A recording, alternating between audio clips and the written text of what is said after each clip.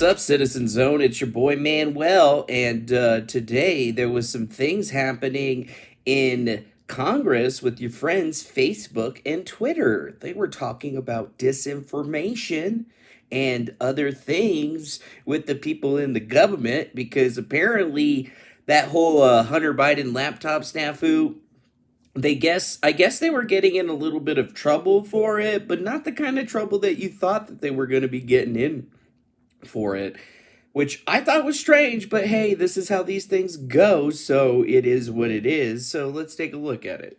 Jack Dorsey says that it was a mistake to censor the CBP chief over his border wall tweets, and apparently I guess both sides of the government are saying that some of the things that Twitter has been doing were mistakes, and it's good that they rectified them. And yeah, it was a lot of Republicans that were getting angry about people getting censored on the platform, but at the same time, there are Democrats that are actually trying to look at maybe stopping what these guys have the ability to do on some of these platforms. Perhaps in a very interesting turn of events, both Mark Zuckerberg and Jack Dorsey got grilled. I mean, CNN is saying that they got grilled in the Senate over their moderation practices. And I mean, yeah, I don't think that they would have not been grilled for all that BS, because the issue at hand is that their content moderation policies seem to have been very heavy-handed moving up into the 2020 election, to the point where so many people were basically silenced because they shared a tweet,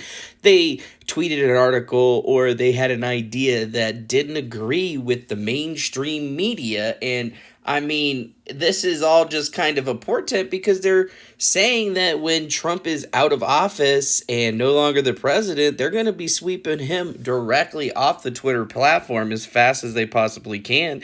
And I mean, there was talk about encryption plans, remote work, and the whole nine yards. But do you really think that Twitter and Facebook have the ability to deal with this right now? Politico says it's partisan rancor that sets to flare as CEOs face round 3 on Capitol Hill. And if you don't realize it, it is actually the third time this thing's happened. And it's probably going to be the third time that maybe nothing has really changed, or maybe what? This one might be the third time's the charm situation. But all I know is that Jack Dorsey and Mark Zuckerberg are just getting very good at answering questions, because they're getting so much practice in the real life thing. As lawmakers drill down how they want to actually moderate content, we're all of a sudden going to be seeing the reality of what these guys want from us, or what they want from other people. And it's Democrats like Richard Blumenthal that kind of put it together. They're specifically talking about how Facebook and Twitter aren't taking enough steps to censor people such as Steve Bannon, Donald Trump, and a host of other folks that have suggested ridiculous things in the way of Anthony Fauci or others folks. I mean, they're mad that Facebook only gave them a strike as opposed to, actually taking them down fully. And it's weird to me that, we only ever see Facebook and these guys on this thing. We never really see YouTube ever show up at any of these actual meetings, and it kind of seems like they would be one of the main points to actually have out there, because we all know that social media is big. Facebook and Twitter are huge, but they still dwarf in comparison to the amount of people that get their information from YouTube videos. About one of the biggest points that we should take away from it is that the Democrats are actually talking about more regulation of the technology industry. They still want to regulate it even more, take down more disinformation or misinformation, and they want the companies to do much better. They say, I think you can do much better. That's at least what Patrick Leahy, Democrat of Vermont, says, is that they think that we could do better. They have built terrifying tools of persuasion and manipulation with power far exceeding the robber barons of the last Gilded Age. You have made huge money by strip mining data of our private lives and promoting hate speech and voter suppression. That was from Richard Blumenthal. And that's something that's very crazy. I mean, sure, Zuckerberg says that he's going to stay more vigilant, but what about all of what Jack Dorsey's saying? It seems that everybody's focused on Facebook, but not so much focused on what Twitter's doing.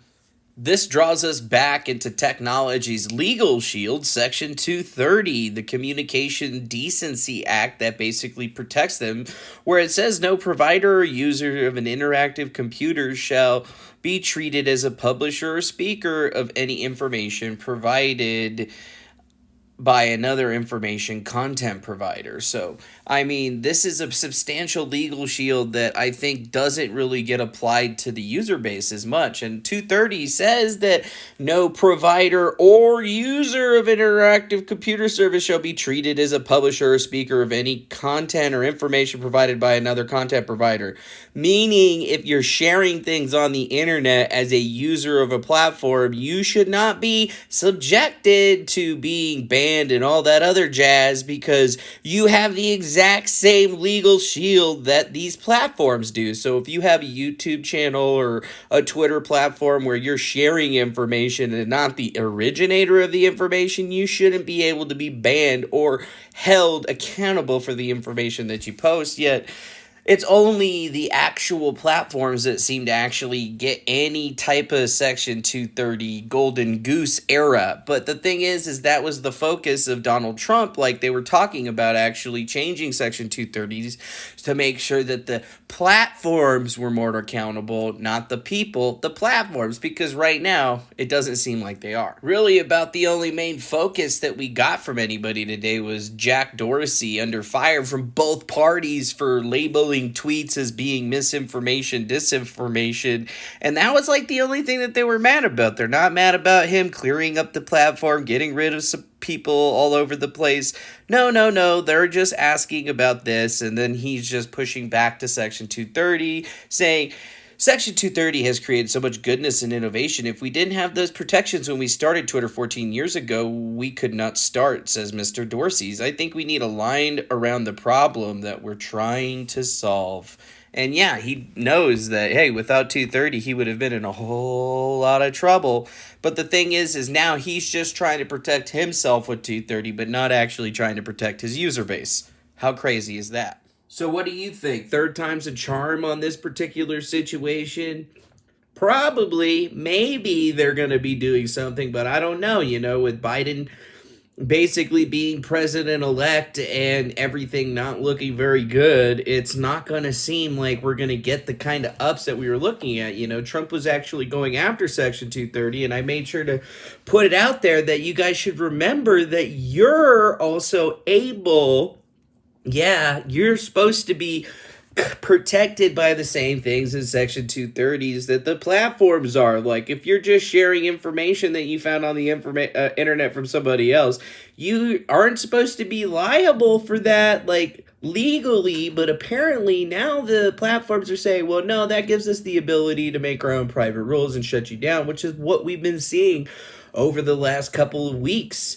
Well, years, really. I mean, you know, we've seen people getting taken out for a bunch of different reasons in a bunch of different ways, but here we are now watching the thing happen once again. But, you know, they're really not asking them on the left to stop. They're just asking them, hey, when are you going to do it better the way that we like it? And that should probably scare you maybe just a little bit. It's a fight for the internet. It's not just 1984 in real life. It's been 1984 on the internet. And the only thing that we could do is fight against it. So let me know what you think in the comment section below. Make sure you hit that like button to subscribe. Consider becoming a member if you want to support the Citizen Zone. And either way, have a blessed day. Much love. Be excellent to each other. And I'll see you again on the next one.